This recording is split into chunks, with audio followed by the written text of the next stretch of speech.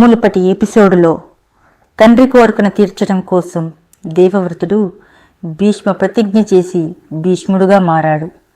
కాశీరాజు కుమార్తెలను తీసుకొచ్చి భీష్ముడు అంబాదేవి కోపానికి గురయ్యాడు. భీష్ముడి గర్వం మనచడం కోసమని అంబాదేవి పరశురాముని ఆశ్రయించడానికి బయలుదేరింది.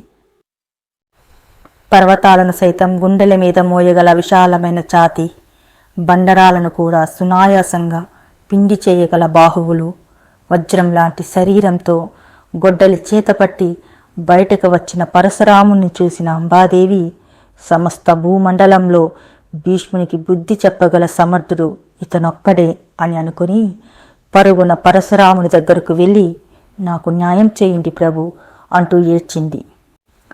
తన ముందు కంటతడి పెడుతూ దీనంగా నిలుచున్న అంబాదేవిని చూసిన పరశురాముడు, ఎవరు యువతి నువ్వు, నీ దుఃఖానికి గల కారణమేమిటి అని అడిగాడు.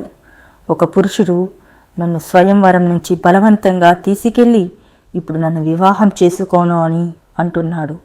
మీరే అతనికి తగిన బుద్ధి చెప్పి నాకు న్యాయం జరిగేలా చెయ్యాలి అంటూ మొరపెట్టుకుంది. నీకు తప్పక న్యాయం జరుగుతుంది. ఈ దుష్కార్యానికి పాల్పడిన ఆ నీచుడు ఎవరు అని అడిగాడు. అతడు మరెవరో కాదు, గంగాపుత్రుడైన భీష్ముడు, మీ ప్రియ శిష్యుడు. అది విన్న పరశురాముడు, ఏంటి భీష్ముడా? అసత్యం, భీష్ముడు ఇటువంటి అధర్మ కార్యానికి పాల్పడడు అంటూ మౌనంగా ఉండిపోయాడు. అప్పుడు అంబాదేవి జరిగినదంతా పరశురాముడికి వివరించింది. అదంతా విన్న పరశురాముడు అంబాదేవి వైపు చూస్తూ, నీకు ఈ దుస్థితి రావటానికి కారణం ఇద్దరు వ్యక్తులు. ఒకరు మహారాజు శాల్వుడు, మరొకరు భీష్ముడు. వీళ్ళిద్దరిలో ఎవరిని శిక్షించమంటావు? దానికి అంబాదేవి, శాల్వుణ్ణి దండించినా అతడు నన్ను వివాహం చేసుకోవడానికి ఒప్పుకోడు. దీనంతటికీ కారణమైన భీష్ముడు అతడు చేసిన తప్పులన్నిటికీ ప్రతిఫలం అనుభవించాలి. అప్పుడు పరశురాముడు, నీవు కోరుకున్నట్లుగానే చేస్తాను. భీష్ముడు నా మాట కాదనడు, అలాగే అతను నాతో యుద్ధం చేసి గెలవనూ లేడు అని చెప్పి అమ్మను తీసుకుని హస్తినాపురానికి బయలుదేరాడు. హస్తినాపురిలో సరస్వతీ నది తీరాన విడిది ఏర్పరచుకుని భీష్ముడికి కబురు పెట్టాడు పరశురాముడు. పరశురాముడు తనను ఎందుకు రమ్మంటున్నాడో తెలియక చాలా కాలం తర్వాత గురువుగారి నుంచి వచ్చిన పిలుపుతో భీష్ముడు సంతోషంగా పరశురాముడి దగ్గరకు బయలుదేరాడు. భీష్ముడు సరస్వతీ నది తీరానికి చేరుకుని అక్కడ ఒక బండరాయిపై తపస్సులో నిమగ్నమై ఉన్న పరశురాముణ్ణి చూసి అత్యంత వినయంగా మోకరెల్లి గురువుగారి పాదాలను స్పర్శించాడు. పరశురాముడు వెంటనే తన కనులు తెరచి భీష్ముడి యొక్క గురుభక్తికి ఆనందించి పైకి లేచి భీష్ముడిని కౌగిలించుకున్నాడు. అప్పుడు భీష్ముడు, గురుదేవ, నన్ను పిలిపించడానికి గల కారణం ఏమిటి అని అడగగా, ఇంతలో పరశురాముడి వెనక నుంచి అంబాదేవి ముందుకు వచ్చి నిలబడింది. అంబాదేవిని చూసిన భీష్ముడికి విషయం అంతా అర్థమయ్యింది. అప్పుడు పరశురాముడు భీష్ముడి వైపు చూస్తూ, భీష్మ, నువ్వు ఈ కన్యను స్వయంవరం నుంచి బలవంతంగా తీసుకొని వచ్చిన మాట నిజమేనా అని అడిగాడు. దానికి భీష్ముడు, అవును గురుదేవా, నేను స్వయంవరం నుంచి ఈ కన్యను బలవంతంగా తీసుకొని వచ్చిన మాట నిజమే. కానీ ఈమె మనసులో మరొక వ్యక్తి ఉన్నారు అన్న విషయం నాకు తెలియదు. ఒకవేళ అలా తెలిసి ఉంటే అలా తీసుకువచ్చేవాడిని కాదు. ఆ తరువాత ఆ విషయం తెలిసి నేనే ఈమెను తన ప్రేమించిన వ్యక్తి వద్దకు పంపించాను అని చెప్పాడు. అనగానే తనను ప్రేమించిన శాల్వుడు తనని కాదన్నాడు. ఇప్పుడు తనని వివాహం చేసుకోవడానికి ఎవరు ముందుకు వస్తారు? కాబట్టి ఈమెను నువ్వే వివాహం చేసుకోవాలి అని అన్నాడు. అప్పుడు భీష్ముడు, గురుదేవా, నేను ఆజన్మాంతం బ్రహ్మచర్య వ్రతాన్ని పాటిస్తాను అని ప్రతిజ్ఞ చేశాను అని చెప్పగా, విషయం నాకు తెలుసు, కానీ ఇప్పుడు ఆ ప్రతిజ్ఞను మీరవలసిన సమయం ఆసన్నమైనది. దానికి భీష్ముడు, ధర్మ విరుద్ధంగా నడుచుకోలేను. అంతకన్నా క్షత్రియుడిగా యుద్ధం చేయడమో లేక మీ చేతుల్లో మరణించడము శ్రేయస్కరం గురుదేవా. అయితే సరే, అందుకో నీ ఆయుధాన్ని అంటూ తన శిష్యుడు అకృతవర్ణుణ్ణి రథసారథిగా చేసుకుని రథాన్ని అధిష్ఠించాడు పరశురాముడు. భీష్ముడు కూడా తన ధనుసును చేతపట్టి తన రథాన్ని అధిష్ఠించాడు. గురు శిష్యులిద్దరూ యుద్ధానికి సిద్ధమయ్యారు.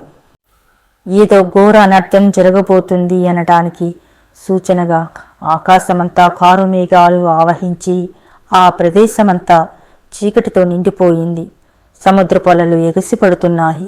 పక్షులు జంతువులు దూరంగా పారిపోతున్నాయి. ఇంతలో పరశురాముడు ధనుసుని ఎక్కుపెట్టి బాణాన్ని సంధించాడు. ఆకాశం నుంచి పడుతున్న వర్షపు చినుకుల్లా భీష్ముడి మీదకు బాణాలు వస్తున్నాయి. ఇంతలో భీష్ముడు ఒక అస్త్రాన్ని సంధించాడు. ఆ అస్త్రం ఆకాశంలోకి వెళ్ళి పెద్దగా పేలి పరశురాముడు వేసిన బాణాలను ధ్వంసం చేసింది. వారిద్దరి మధ్య యుద్ధం అత్యంత ఘోరంగా సాగుతోంది. కత్తి, గద, గొడ్డలి, బల్లెం ఇలా వారు యుద్ధంలో ప్రయోగించని ఆయుధం లేదు, ప్రయోగించని శస్త్రం లేదు.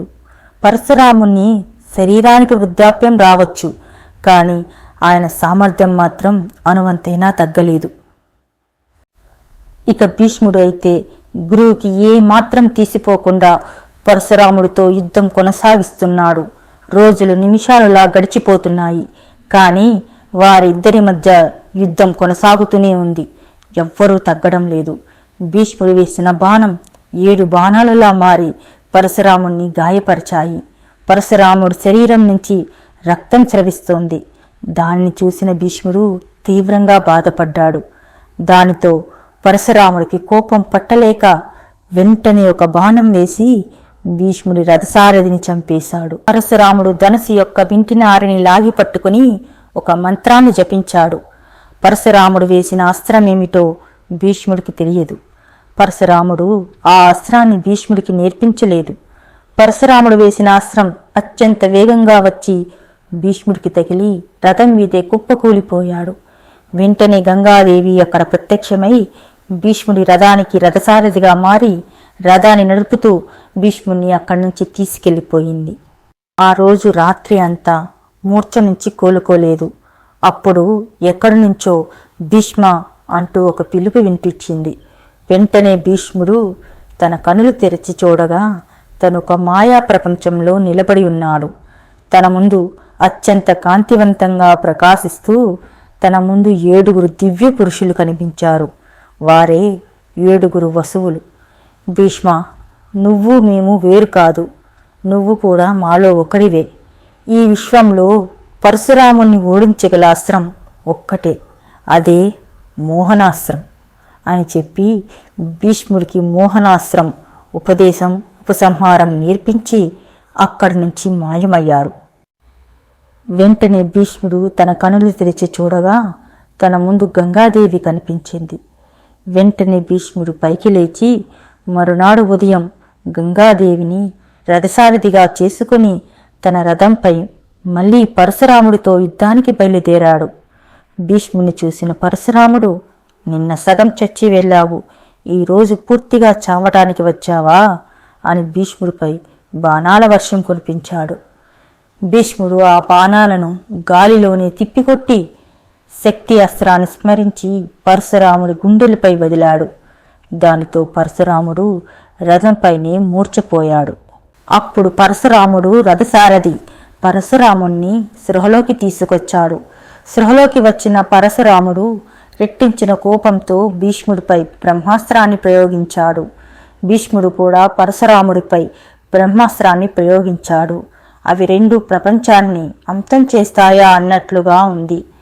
బ్రహ్మాస్త్రం అంటే ఇప్పటి కాలంలో అణుబాంబులతో సమానం. ఇవి ప్రపంచాన్ని నాశనం చేస్తాయి. అప్పుడు భీష్ముడు మోహనాస్త్రం వదలటానికి మంత్రాన్ని స్మరించగానే ధనుసుకు మోహనాస్త్రం ప్రత్యక్షమైంది. వెంటనే అక్కడ నారదుడు ప్రత్యక్షమై భీష్ముడి వైపు చూస్తూ, భీష్మ, పరశురాముడు నీకు విద్య నేర్పిన గురువు, తననే వధించాలి అనుకోవటం ధర్మమేనా అని వాదించగా భీష్ముడు, గురుదేవులతో యుద్ధం చేయటం నాకు ఇష్టం లేదు, కానీ నాకు మరొక మార్గం తోచటం లేదు అని అన్నాడు. ఇంతలో వసువులు కూడా అక్కడ ప్రత్యక్షమై పరశురాముడిపై మోహనాస్త్రాన్ని ప్రయోగించడం మంచిది కాదు అని అన్నారు. అప్పుడు నారదుడు పరశురాముడి దగ్గరకు వెళ్ళి, ప్రభు, భీష్ముడి దగ్గర మోహనాస్త్రం ఉంది, కానీ మీ మీద ఉన్న గౌరవంతో దానిని ఉపయోగించడం లేదు. ఈ 2 బ్రహ్మాస్త్రాల వల్ల ప్రపంచం అంతమయ్యేలా ఉంది. మీరిరువురు బ్రహ్మాస్త్రాలను ఉపసంహరించుకోండి అని అన్నాడు. దానితో ఇరువురు వారి బ్రహ్మాస్త్రాలను ఉపసంహరించుకున్నారు. భీష్ముడు పరశురాముడి మధ్య 22 రోజుల పాటు జరిగిన యుద్ధం అక్కడితో ముగిసింది. అప్పుడు భీష్ముడు పరశురాముడి దగ్గరకు వెళ్ళి గురువు పాదాలకు నమస్కరించాడు. పరశురాముడు భీష్ముని తన చేతులతో పైకి లేపి, నీ అద్భుత పరాక్రమాలు చూసి నాకు ఎంతో సంతోషంగా ఉంది కుమారా. ఈ పరశురాముణ్ణి ఓడించగల వంటి గురువును మించిన శిష్యుడువని నిరూపించావు. భీష్ముణ్ణి మనస్ఫూర్తిగా ఆశీర్వదించి అంబాదేవి దగ్గరకు వెళ్ళి నా శక్తి వంచన లేకుండా ప్రయత్నించాను. ధర్మం భీష్ముడి వైపే ఉంది, అందుకే తను నన్ను జయించగలిగాడు. ఇక నీ సమస్యను నువ్వే పరిష్కరించుకోవాలి అని చెప్పి పరశురాముడు అక్కడి నుంచి వెళ్ళిపోయాడు. అప్పుడు అంబాదేవి భీష్ముడి వైపు చూస్తూ, నీ శక్తి సామర్థ్యాలు చూసి మిడిసిపడకు. నువ్వు ఏ సింహాసనం కోసమైతే నా జీవితాన్ని నాశనం చేశావో అదే సింహాసనం నీకు ముళ్ళ కిరీటంలా మారి నీకు మనశ్శాంతి లేకుండా నిన్ను చిత్రవత చేస్తుంది. నీ తండ్రి ఇచ్చిన వరమే నీకు శాపంగా మారి నీ మరణం కోసం తప్పిస్తున్న సమయంలో నీ మృత్యుదేవతని నీ ముందుకు వస్తాను అని చెప్పి వెళ్ళిపోయింది. భీష్ముని జీవితం మనకు ఒక సత్యాన్ని తెలియజేస్తుంది. భీష్ముడు చేసిన ఒకే ఒక తప్పు అంబాదేవి మనసులో ఏముందో తెలుసుకోక తనని తీసుకొని రావటం. ఒక మనిషి తెలిసి చేసినా తెలియక చేసినా దాని యొక్క ప్రతిఫలం అనుభవించాల్సిందే.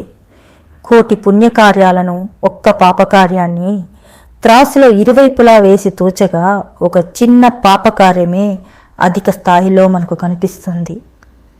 సర్వే జనా సుఖినో భవంతు.